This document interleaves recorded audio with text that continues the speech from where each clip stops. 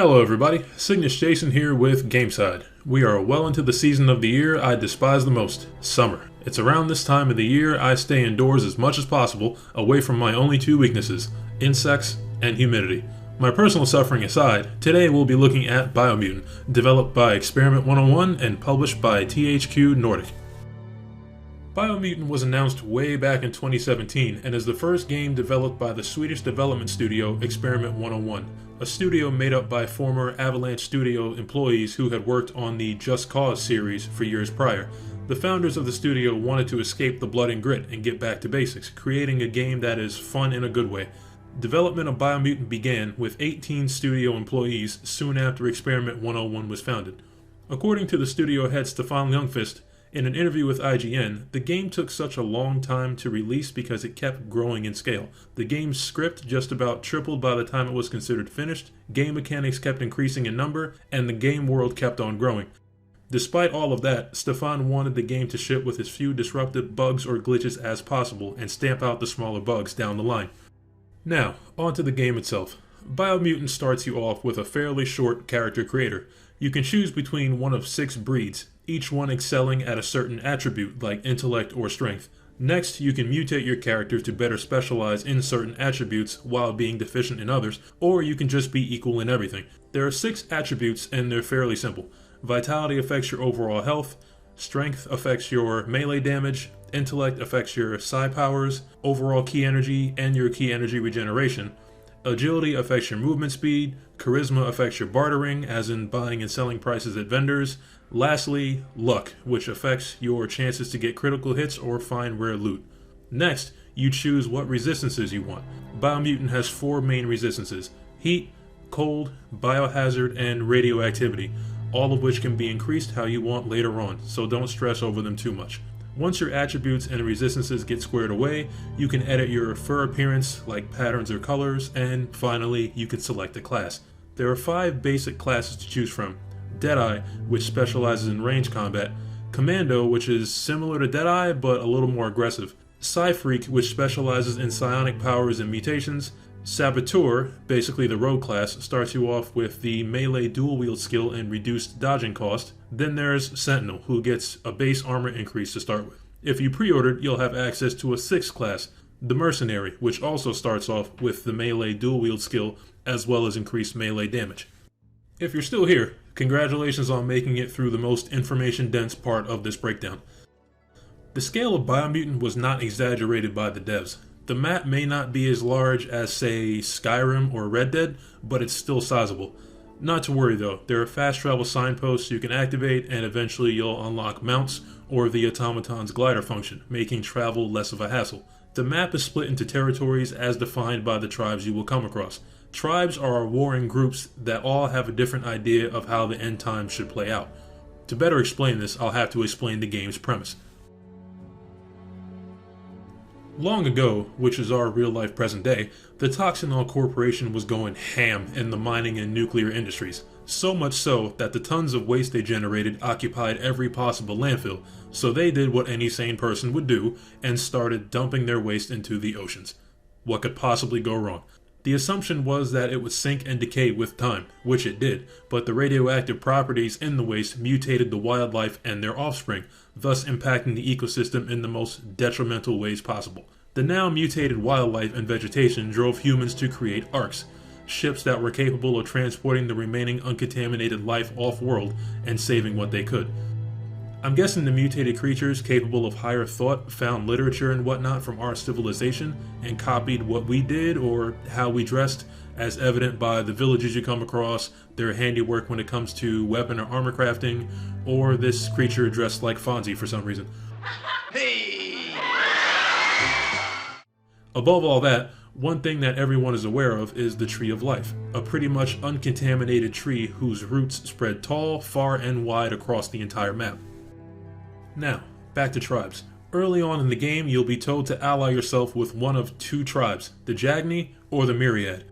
The tribe you choose will affect the end goal of your game and what other tribes you'll be able to interact or ally with later on. The tribe you choose will also affect the aura of your character, a light or dark numerical value which basically lets NPCs know if you are more good than evil or more evil than good. Tribe choices, certain dialogue choices, and how often you choose to save civilians all play a part in tilting your aura's balance towards light or dark. Since I aligned myself with the Jagni tribe, that pushed my aura balance towards evil. The Jagni's end goal is to obliterate all the other tribes and allow the 4 World Eaters, giant mutant creatures of unrivaled power, to destroy the roots of the Tree of Life and wipe the slate clean, so to speak, allowing the Jagni to rule over all. I usually side with the good guys in games where it's an option, but I felt like having fun this time around. There are 6 tribes to be wary of, and each controls a large chunk of territory, which will be highlighted on your map. Each tribe also has a tribe weapon you can eventually unlock. The Pichu tribe has nunchucks, the Netra have a grappling hook, the Jagni have the staff, the Ankati have a longbow, the Lotus have the shuriken, and the Myriad have a boomerang.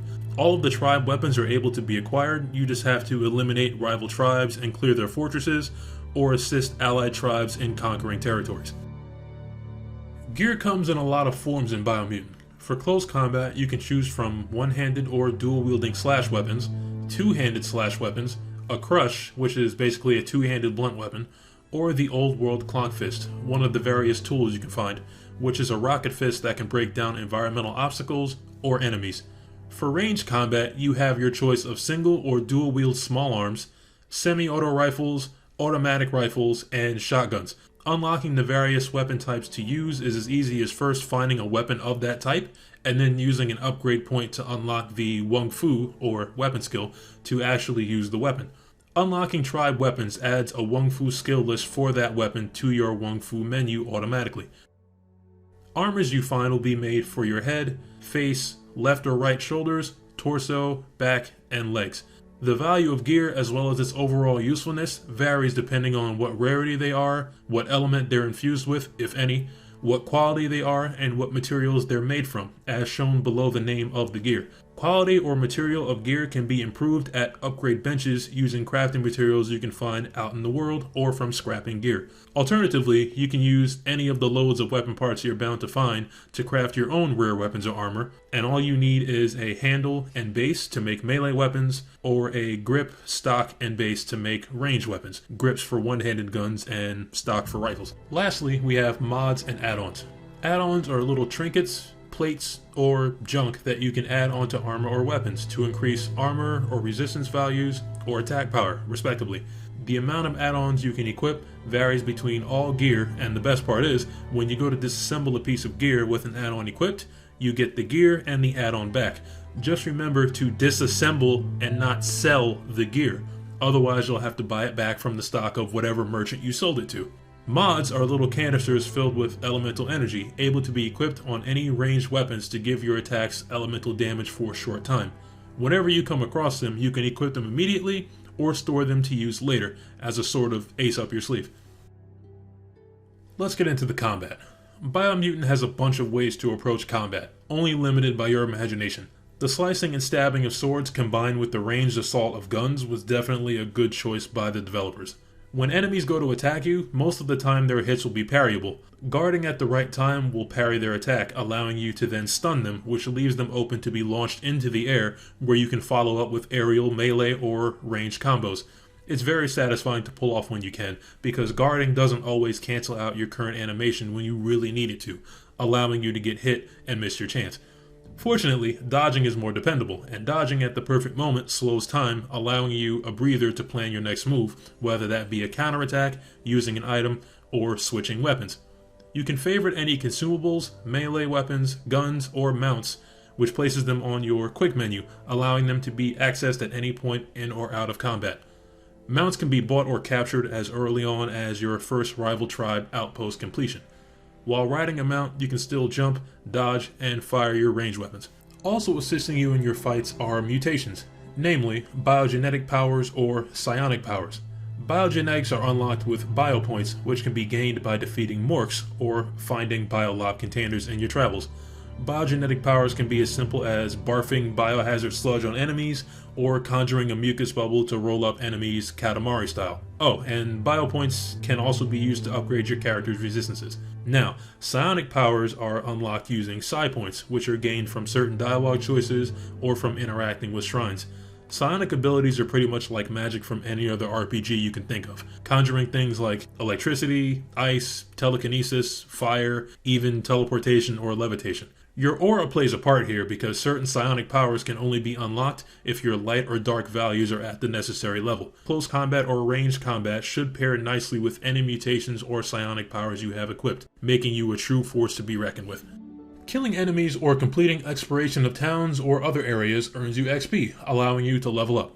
Once you level up, you are awarded with an attribute point, which allows you to increase one of your attribute values by 10, and upgrade points, which allow you to unlock Wung Fu that give you more combos in general or with certain weapon types. General perks, which give small bonuses, like an increase to mount move speed or unarmed attack power, and class perks specifically suited to complement the playstyle of whatever class you chose at the start of the game.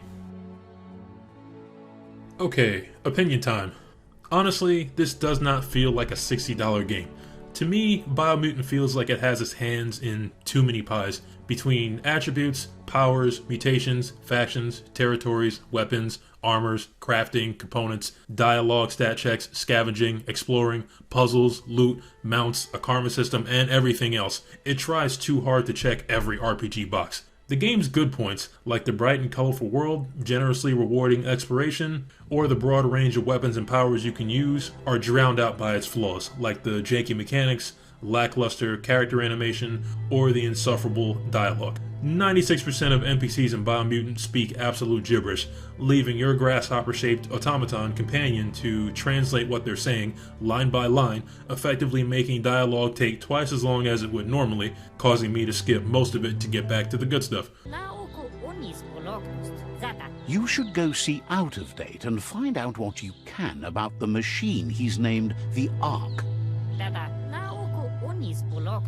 You're good-hearted enough, so you'll have no problem getting him to share the information with you.